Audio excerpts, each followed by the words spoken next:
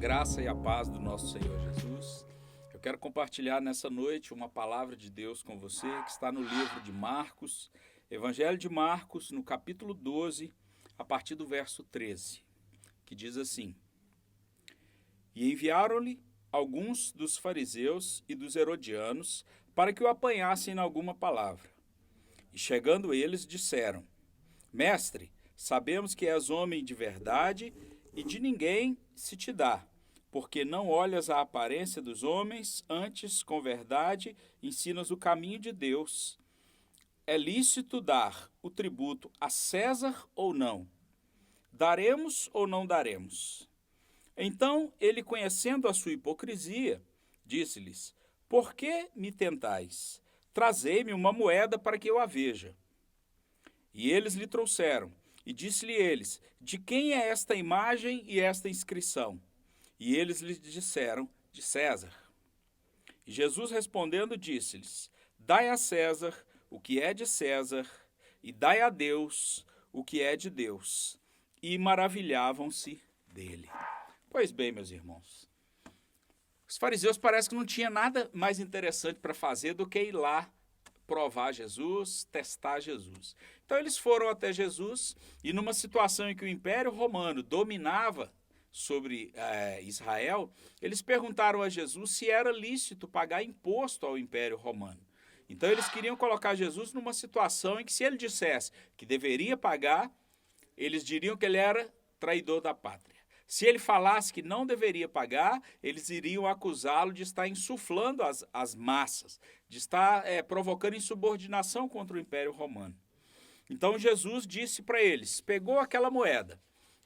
De um dos lados, nós tínhamos ali a face de César. E Jesus perguntou: De quem é essa imagem? E eles falaram: De César. Então Jesus disse: Dai a César o que é de César. Dai a Deus o que é de Deus. Olha que coisa interessante, como é que Jesus está colocando a vida do ser humano aí. Nós temos responsabilidades que são responsabilidades cidadãs, que são responsabilidades sociais, que são compromissos que nós temos com a família, com o trabalho, com os estudos, com o país, as responsabilidades que nós temos para com as leis. Mas ele também mostra uma outra realidade, daquilo que nós temos compromisso para com Deus, das obrigações que nós temos para com Deus, de tudo que nós devemos a Deus. Então ele faz essa divisão, essa dualidade. Dê a César o que é de César. Cumpra com as suas obrigações, faça tudo que estiver à sua mão para ser feito, mas não deixe de dar a Deus aquilo que é de Deus. Essa é um bom conselho, é uma boa realidade para a gente viver, meus irmãos. Fazendo com que as responsabilidades humanas que nós temos, que elas não fiquem desamparadas, mas também que o reino de Deus não fique desamparado. Eu já vi muitos cristãos que se perderam porque colocaram o seu coração nas riquezas, colocaram o seu coração nos seus estudos, nas coisas terrenas e esqueceram de dedicar um tempo a Deus, de dedicar um tempo de oração, um tempo de comunhão com Deus, de dedicar aos amigos, aos irmãos. Amigos e irmãos são caros. São investimentos de tempo que a gente tem que fazer. Nós vivemos numa sociedade tão má que ela diz que tempo é dinheiro. Bem, eu quero te dizer que tempo não é dinheiro, tempo é tempo. Porque quando chega no fim da vida e você percebe que você tem dinheiro no banco, mas que você não tem mais tempo, é aí que você percebe o valor que o tempo tem.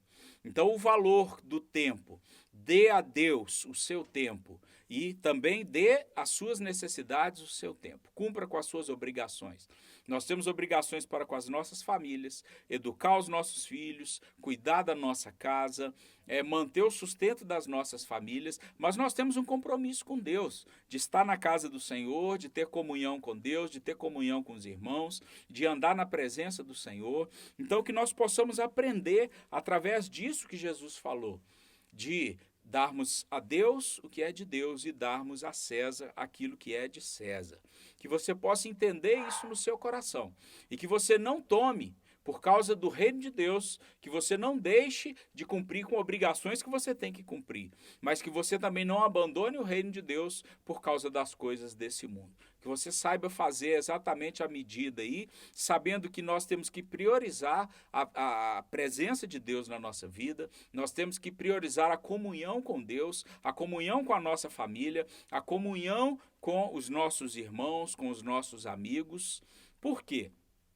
A Bíblia diz que um homem, ele juntou grandes riquezas, ele fez uma grande colheita, e ele construiu silos e colocou tudo que ele tinha colhido, o trigo, os grãos, a cevada, e ele colocou tudo ali e ele olhou para a sua alma, olhou para dentro de si e disse: agora minha alma, repousa, descansa, porque você está farta.